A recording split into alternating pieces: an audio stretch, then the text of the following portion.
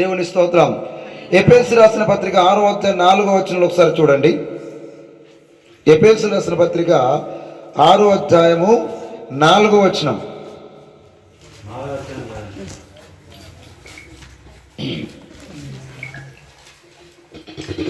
ఎఫెసీలకు 4వ అధ్యాయము 6వ అధ్యాయము 4వ వచనం చదువుదాం.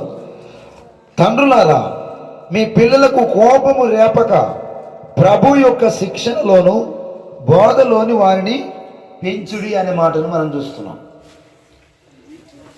దేవుని యొక్క వాక్యం మనకి ఏం తెలియజేస్తుంది అంటే, కూర్చోమ్మా, దేవుని యొక్క వాక్యం మనకి ఏం తెలియజేస్తుంది అంటే, తల్లిదండ్రులకు దేవుడు ఒక ఆజ్ఞ జారీ చేస్తున్నాడు. ఏంటి అంటే, తండ్రులారా, తల్లులారా, మీ పిల్లలను క్రమశిక్షణలో పెంచండి అని.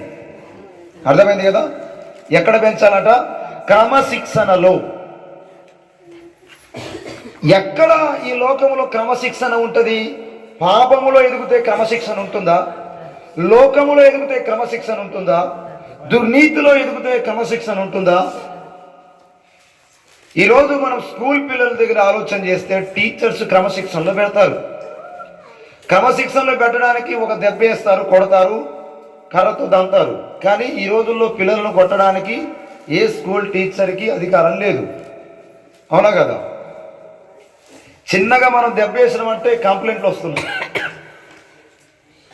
ఆ కాలంలో మాట వినకపోతే టీచర్స్ ఏలాడు బట్టి కొట్టేటోరు. ఎట్లా కొట్టేటోరు అంటే గోడ కుర్చీలు వేపించేటోరు, గుండీలు తీపిచ్చేటోరు, 100 గుండీలు.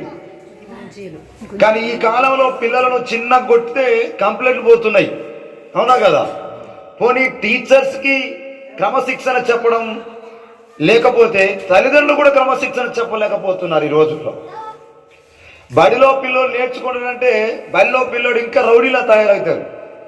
అదే మనము దేవుని దగ్గర, దేవుని సన్నిధానంలో వాక్యానుసారంగా క్రమ పద్ధతిలో మనం పెంచగలిగితే ఆ పిల్లలు ఆశీర్వాదవంతులు అవుతారన్నమాట. దేవునికి స్తోత్రం.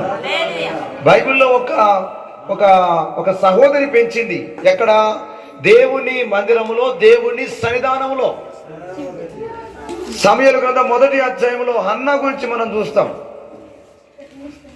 హన్నాకు పిల్లలు లేరు, గొడ్రాలుతనము జీవిస్తూ ఉండేది. దేవుడే ఆమెకు సంతు లేకుండా చేశాడు.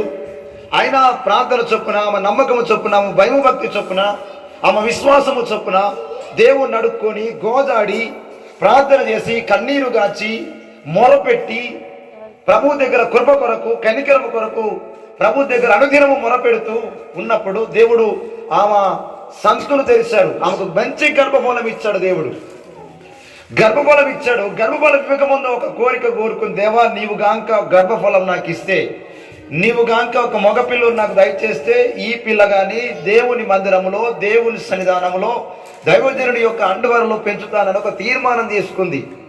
దేవుని స్తోత్రం. ఈ రోజుల్లో ఇలాంటి తీర్మానాలు చేసే తల్లిదండ్రులు చాలా తక్కువ.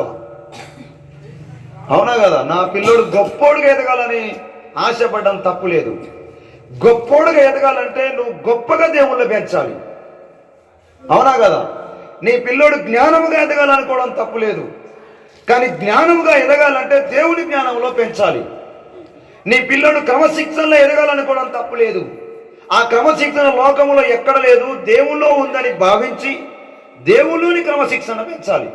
ఈరోజు మనం పిల్లలను మనము ఎదిగించకపోవడం వల్ల ఆదివారం చర్చికి రావట్లేదు, ఆదివారం గుడికి రావట్లేదు, ఆదివారం సేవకుని మాట వినట్లేదు. సేవకుడు డైరెక్ట్గా పిల్లలకు చెప్పరు, టీచర్ అయితే డైరెక్ట్గా పిల్లలకు చెప్పరు.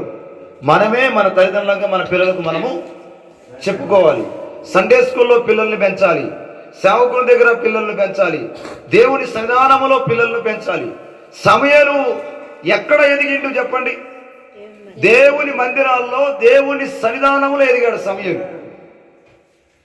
దేవుని మందిరాల్లో, దేవుని సన్నిధానంలో ఎదగడం వల్ల సమూయేలు అనేక మంది రాజులను అభిషేకించేటటువంటి వ్యక్తిగా మారిండు. రాజులనే అభిషేకించేటటువంటి వ్యక్తిగా మారిండు. అనేక మందికి ప్రవచనాలు చెప్పేటటువంటి వ్యక్తిగా మారిండు. అనేకులకు మార్గదర్శకంగా ఉన్నటువంటి వ్యక్తిగా మారిండు. అనేక మంది హృదయాలను బలపరిచేటటువంటి వ్యక్తిగా మారిండు.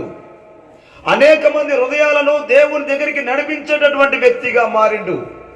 గొప్ప ప్రవక్తగా ఆయన దీవించబడ్డాడు. హల్లెలూయా. సమాజానికి మన పిల్లలు అవసరమే. దానికంటే ముందు మన పిల్లలు దేవునికి అవసరం. హల్లెలూయా. మన పిల్లలను దేవునికి అవసరంగా మీరు మార్చగలిగితే వారు సమాజానికి ఉపయోగపడే అవసరమైన బిడ్డలుగా మారతాడు అన్నమాట. దేవుని స్తోత్రం. హల్లెలూయా. ఈరోజు సమాజానికి నీ పిల్లలు ఉపయోగపడాలంటే దేవుని అవసరతలో మీ పిల్లలను పెంచడం నేర్చుకోవాలి. సమాజంలో పరువుగా క్రమశిక్షణగా బ్రతకాలంటే దేవుని క్రమశిక్షణలో నీ పిల్లలను ఎదిగించడము నేర్చుకోవాలి. దేవుని స్తోత్రం. హల్లెలూయా. ఒక విషయం మనం ఆలోచన చేయాలి. మన పిల్లలకు మనమే రోల్ మోడల్. అవునా కదా? మన తల్లిదండ్రులు ఎలా చేస్తే మన పిల్లలు అలా చేస్తారు. పిల్లలకు ప్రత్యేకమైన బోధ నేర్పించిన అవసరం లేదు. అవునా కదా? మేము తల్లిదండ్రులుగా పాట పాడుతున్నాం కాబట్టి మా పాప పాట పాడుతున్నాం, పాట పాడని ప్రత్యేకంగా చెప్పని అవసరం లేదు. అవునా కదా? మేము ఎలా ప్రవర్తిస్తున్నామో పిల్లలు అలా ఉంటారు. మీరు ఎలా ప్రవర్తిస్తారో మీ పిల్లలు కూడా అలాగే ఉంటారు. అవునా కదా? మీరు తాగితే మీ పిల్లలు కూడా తాగాలనే ఆశ కలుగుద్ది. మీరు చెడిపోతే మీ పిల్లలు కూడా నా తండ్రే చెడిపోతున్నాడు కదా, నా తండ్రే తప్పుడు మార్గంలోకి వెళ్ళిపోతున్నాడు కదా, నా తండ్రే ప్రార్థనకు రావట్లేదు కదా, నేనెందుకు ప్రార్థనకు వెళ్ళాలనే ఆశాభావం వాళ్ళు కలుగుద్ది. అంటే పిల్లలను క్రమశిక్షణలో తప్పించడానికి ప్రధానమైన కారకులు ఎవరంటే తల్లిదండ్రులే. అవునా కదా? దేవుని స్తోత్రం. ఇక్కడ ఏమంటుంది చెప్పండి. ఇక్కడ పిల్లలారా ప్రభువునందు మీ తల్లిదండ్రులకు విధేయులయుండుడి అని. ఇది ధర్మమే. నువ్వు దేవునికి విధేయుడిగా ఉంటే నీ పిల్లలు కూడా దేవునికి విధేయులుగా మారుస్తారు. నువ్వు దేవునికి నమ్మకమైన వ్యక్తిగా ఉంటే నీ పిల్లలు కూడా దేవునికి నమ్మకమైనటువంటి వ్యక్తులుగా మారుస్తారు. తల్లిదండ్రులు కరెక్ట్గా దేవుని మందిరానికి వచ్చేది ఉంటే మన పిల్లలు కూడా కరెక్ట్గా దేవుని మందిరంలోకి వస్తారు. తల్లిదండ్రులు దేవుని యొక్క మాటను కరెక్ట్గా వింటే మన పిల్లలు కూడా దేవుని మాట వినడానికి ఆస్కారము కలుగుతుంది. దేవుని స్తోత్రం. హల్లెలూయా. హల్లెలూయా. అందుకోసమే దేవుడు మనతో ఏం మాట్లాడుతున్నాడంటే, తండ్రులారా మీ పిల్లలకు కోపము రేపక. పిల్లలకు కోపం వచ్చే పనులు ఏవి తల్లిదండ్రులు చేయకూడదు. పిల్లలకు ఏది ఇష్టమో అది చేసే తండ్రిగా తల్లిగా ఉండాలి. ఒకవేళ అది మంచిది కాకపోతే నీ పిల్లోని హెచ్చరించాలి, లేదా నీ పాపను హెచ్చరించాలి. బిడ్డ ఇది మంచిది కాదని ప్రేమతో వాళ్ళకు సలహాలు ఇచ్చే తల్లిదండ్రులు కావాలన్నమాట. దేవుని స్తోత్రం. మేము అంటాం, ఎదిగిన తర్వాత పిల్లలతో సన్నిహిత సంబంధంగా ఉంటామా? నా ఏజీలతో నేను సహవాసం చేస్తా కదా, నా తోటి వాళ్ళతో నేను స్నేహం కలిగి ఉంటా, కానీ తల్లిదండ్రులు పిల్లలతో స్నేహం కలిగి ఉండరు. నీ పిల్లగాడు నీకు ఫ్రెండ్ అనుకోవాలన్నమాట. దేవుని స్తోత్రం. ఎదిగిన పిల్లోడితో నువ్వే సహవాసం చేయాలి. నువ్వు వేరే వాళ్ళతో దోస్తానం చేయడం కాదు, వేరే వాళ్ళతో కలిసి ఉండడం కాదు. నీ కుమారుడితో నువ్వు సహవాసం చేయాలి, నీ పాపతో నువ్వు సహవాసం చేయాలి. నీ పిల్లలకు నువ్వు ప్రేమతో పలకరించాలి. నీ పిల్లలను నీ దగ్గర తీసుకొని దేవుని మాటలు వారికి బోధించాలి. అప్పుడు క్రమశిక్షణలో ఉంటారు. మొక్కై వంగంది మానై వంగుతుందా చెప్పండి? మొక్కైనప్పుడే వంగాలి. మ్రానుగా ఎదిగిన తర్వాత ఏ మొక్క వంగదు. ఆ మొక్కను వంచాలంటే ఇదిగో దేవుని ప్రేమను ప్రత్యక్షపరచాలి పిల్లల దగ్గర. మ్రానుగా ఎదిగిన మొక్క దగ్గర నువ్వు దేవుని ప్రేమను ప్రదర్శిస్తే, దేవుని ప్రేమను కనపరుస్తే, వాళ్ళతో సహవాసం చేస్తే, వాళ్ళ సన్నిహిత భావం ఉంటే ఖచ్చితంగా వాళ్ళు నీ యొక్క మాటలు మీద నమ్మకం ఉంచుతారు. వాళ్ళకేం కావాలో, వాళ్ళకేం జరుగుతుందో ప్రతిదీ కూడా నువ్వు వివరించగలగాలి. దేవుని స్తోత్రం. హల్లెలూయా. అందుకోసమే పాపములో ఎదిగించడం కాదు, దుర్నీతిలో ఎదిగించడం కాదు, మరి లోకములో ఎదిగించడం కాదు, దేవుల్లో ఎదిగే బిడ్డలుగా మీరు తయారు చేయాలన్నమాట. దేవుని స్తోత్రం. 127వ కీర్తనలో గర్భఫలము యెహోవా ఇచ్చు బహుమానము, యవ్వన కాలములో పుట్టిన కుమారులు బలవంతుని చేతిలో బాణములటువంటి వారు.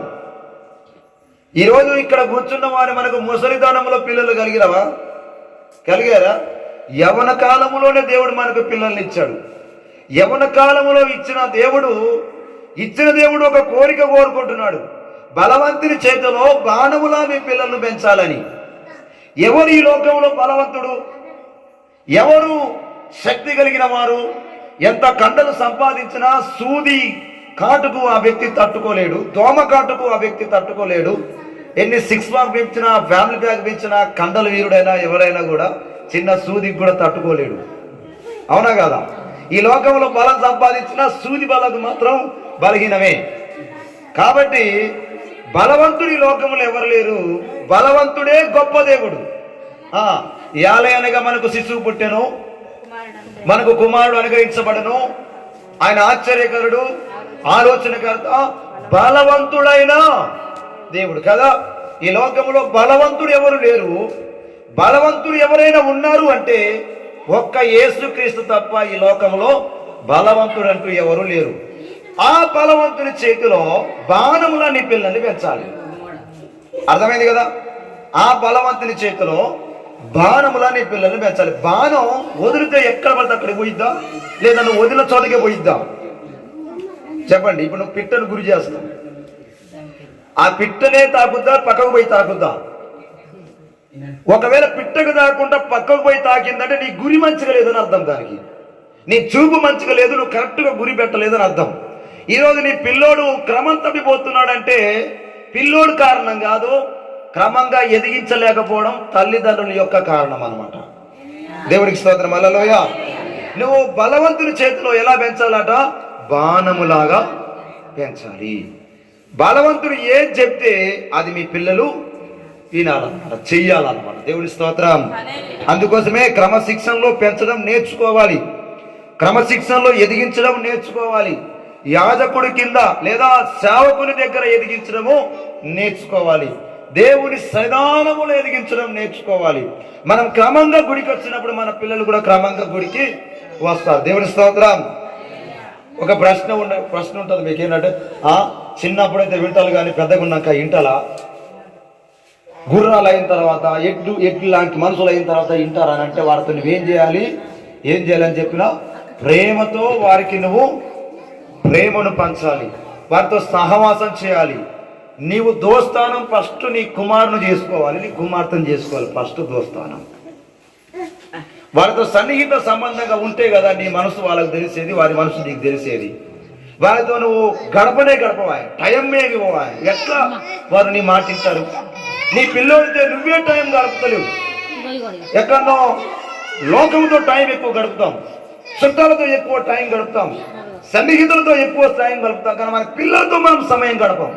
ఇక్కడే చేసే పొరపాటు తల్లిదండ్రులు. నీ పిల్లలతో నువ్వేం చేయాలి? సమయాన్ని గడపాలి. నీ కొడుకుతో నువ్వు సమయాన్ని గడపాలి. నువ్వు ఎలా క్రమంలో పెడతావు? డైరెక్ట్గా చెప్తే ప్రార్థనకు రా అంటే వస్తాడా? కొన్ని చర్చలో కూర్చుంటాడా? కర్ర పడితే కూర్చుంటాడా? నువ్వు కొడితే కూర్చుంటాడా? కూర్చోడు. దానికంటే ముందు ఏం చేయాలి? ప్రేమతో వాళ్ళకు నువ్వు దగ్గర అవ్వడం మొదలు పెట్టాలి. ఈరోజు పిల్లలకు తల్లిదండ్రుల ప్రేమ కావాలి. తల్లిదండ్రుల ప్రేమ తక్కువైపోతుంది కాబట్టి బయట ప్రేమలు ఎత్తుక్కుంటున్నారు. తల్లిదండ్రుల స్నేహం తక్కువైతుంది కాబట్టి బయట స్నేహం ఎత్తుకుంటున్నారు వాళ్ళు. తల్లిదండ్రులు వాళ్ళతో సరిగా స్పెండ్ చేస్తే ఏ కుమారుడు బయటికి వెళ్ళడు, ఏ కుమార్తె బయటికి వెళ్ళదు. నీ బిడ్డకు నువ్వే ఫ్రెండ్ అవ్వాలి, నీ కొడుకుకు నువ్వే ఫ్రెండ్ అవ్వాలి, నీ బిడ్డతో నువ్వే సహవాసం చేయాలి, నీ కుమార్తెతో నువ్వే సహవాసము చేయాలి, ప్రేమతో దగ్గర తీసుకోవాలి, వాళ్ళతో టైం స్పెండ్ చేయాలి. నువ్వు ఒక టయానికి కేటాయించాలి. నువ్వు నీ దగ్గరికి వచ్చిన చుట్టానికి, నీ దగ్గరికి వచ్చిన స్నేహితులకు నువ్వు ఎంత టైం కేటాయిస్తావో నీ పిల్లలకు కూడా అలా టైం కేటాయించాలి. అప్పుడు ఎదిగిన మొక్క అయినా ఖచ్చితంగా వంగుద్ది. అవునా కదా? అది చెయ్యకనే మ్రానుగా ఎదిగిన మొక్క వంగట్లేదు. ఇది మీరు చేయండి, ఖచ్చితంగా దేవుని మార్గాలు మీ పిల్లలు ఉంటారు. మరి మీరు హన్నలాగా మరి దేవుని మందిరంలో దేవుని సన్నిధానంలో మీ పిల్లలు పెంచినప్పుడు తప్పకుండా ప్రయోజకులు అవుతారని దేవుని మాటలు తెలియజేస్తూ ఈ కొద్ది మాటలు దేవుడి వెనుకల్లో దీవించునుగాక.